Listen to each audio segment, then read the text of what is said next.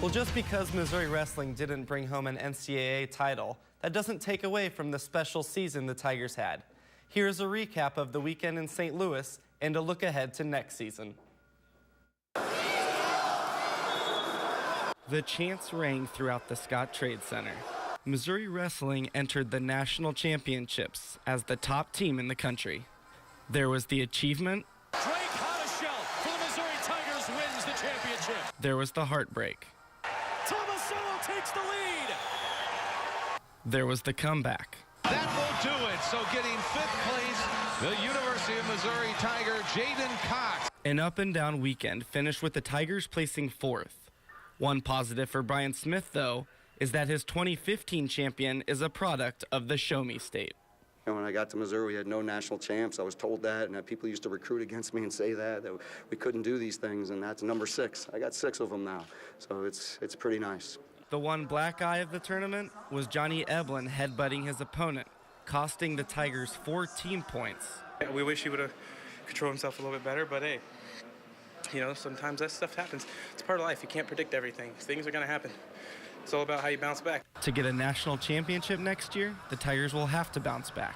3 All-Americans will return next year: Jaden Cox, Levon Mays, and Willie Miklas. Missouri Wrestling fans, though, still believe this year was a positive. I think this helps us being in the spotlight, winning the national duels. Now kids can see Missouri brand and Tiger style all over.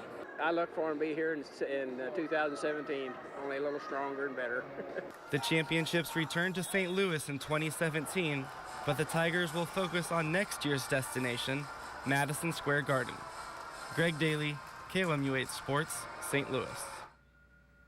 Well, what a season that was. Well, now moving from the mat to the diamond.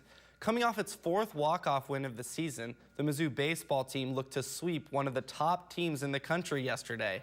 The Tigers hosted 6th-ranked South Carolina in the bottom of the 1st. It's Zach Levy going opposite field and driving one down the left field line. Jake Ring and Brett Bond will come around to score, and Missouri was up 3-0. Now in the bottom of the 8th, Tigers down 6-3, and Trey Harris shoots one down the left field line.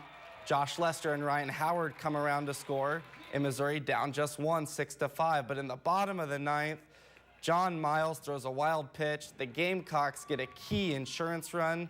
The Tigers had just 3 hits on the afternoon, and they lose 7-5. No, honestly, I think they made really good pitches. Sometimes hitters just put good bats on the ball, and a lot of bloopers got down today, which you can't really do much about. So, no, I think our bullpen did exactly what they're supposed to do. It's just sometimes it's not your day. It's a great start. It feels good to be 5-1 in SEC play, one of the toughest conferences around. But we still got 24 games, so there's a chance to go 5-25 right now. So as long as we keep working, one game at a time. As for the Tigers softball team, 14th-ranked Tennessee beat 19th-ranked Mizzou 10-7 yesterday. The Volunteers won the 3-game series 2-1, and Missouri fell to 20-5 overall this season. Next up, Coach Earlywine's squad will take on Illinois in St. Louis on Wednesday. The Mizzou women's basketball team advanced to the 3rd round of the WNIT yesterday after beating an old Big 12 foe. The Tigers knocked off Kansas State 67-48. Morganite tied a single-game high WNIT record with 9 3-pointers.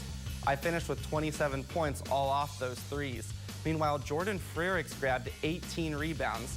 The Tigers will play the winner of the Michigan and Toledo game, which is tonight. So a busy weekend there in Mizzou athletics, and that is sports.